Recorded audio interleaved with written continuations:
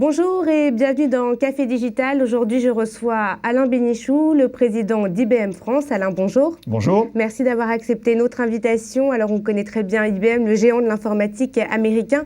Un petit mot sur les résultats que vous venez de publier à l'échelle mondiale. Comment vous avez traversé l'année 2012 ?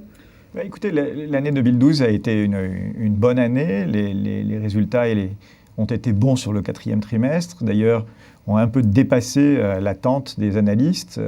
L'action aujourd'hui est à peu près à $205. Nous respectons simplement notre feuille de route, au fond, qui est basée sur des choses extrêmement précises. Notre grande poussée vers l'analytique, les logiciels décisionnels, d'analyse prédictive, ça c'est quelque chose qui nous a porté. C'est tout ce qu'on appelle la stratégie de planète plus intelligente, Smarter Planet.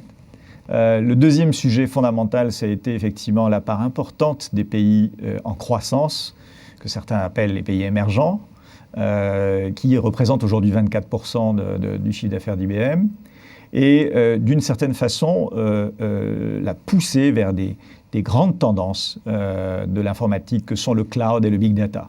C'est aussi votre virage vers les services qui vous a permis également de muscler encore vos résultats cette année ? Les services ont été extrêmement forts, les services et les logiciels. Je crois qu'aujourd'hui, on le voit bien, c'est une espèce de convergence entre des services qui sont avec de l'innovation. Ce n'est pas uniquement des services d'infrastructure, mais c'est de l'innovation qu'on apporte à nos clients. Et c'est cette innovation qu'ils acceptent évidemment de payer. C'est une espèce de montée en valeur constante avec des divestitures et aussi des acquisitions. Un grand nombre d'entreprises ont été acquises au cours de cette année 2012 et franchement, on la termine avec un bénéfice par action qui est en croissance de 14%. On la termine avec un cash incroyable, donc de 18 milliards, jamais atteint. En France, comment se répartit votre activité entre les différents pôles, logiciels, services, matériels ? Comme pour le reste d'IBM, la France a pris le virage des services peut-être encore plus fortement que dans les pays émergents, par exemple. Et donc, nous sommes environ à 60% dans les services, à 35% dans le logiciel et à 15% dans le matériel. Ce qui ne veut pas dire d'ailleurs qu'on n'a pas une forte croissance dans le matériel. On a fait une extraordinaire année, notamment dans les mainframes. On est à 110%, donc on est à 60% sur... 35, 15, et puis c'est vrai, à peu près 50. Donc 25, 15, pardon, et 60. Voilà. 25% les logiciels, j'ai dit 35, 25. Et est-ce que c'est un équilibre qui est amené à rester inchangé pour l'instant, ou est-ce que vous allez continuer encore à vous développer dans les services ? Est-ce qu'on pourrait imaginer que l'activité matérielle serait amenée à disparaître ? Comment vous imaginez l'avenir ? Jamais, non, pas du tout. Le but du jeu, c'est de créer une espèce de convergence très forte avec ces trois domaines-là. Nous entrons aujourd'hui dans le domaine des ordinateurs, dans une nouvelle ère de l'informatique, qui est l'ère de l'informatique cognitive. Jusqu'à présent, on avait eu des ordinateurs qui sont basés sur des programmes, et Dieu merci d'ailleurs, ils continuent de fonctionner très bien. Aujourd'hui, on a déjà lancé 2 types d'ordinateurs qui sont des ordinateurs cognitifs, c'est-à-dire qui apprennent.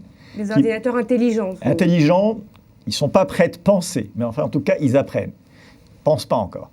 Mais ils analysent toutes sortes de données de façon autonome, ils s'autorégulent, ils s'autocorrigent, ils font des erreurs, apprennent de leurs erreurs. Et aujourd'hui, ces ordinateurs sont sur le marché, c'est le Pure System qui a été annoncé dans le domaine des serveurs. Et vous avez entendu parler de Watson.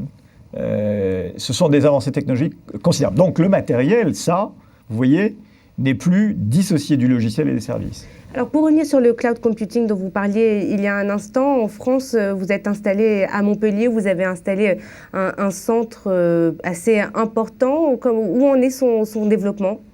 Oui, c'était une assez belle chose. Le IBM France, depuis 2009, a investi environ 300 millions d'euros dans le cloud et dans les data centers. Donc, c'est posé le problème, pour les besoins de ses clients français, c'est posé le problème de créer un centre de cloud public pour l'Europe.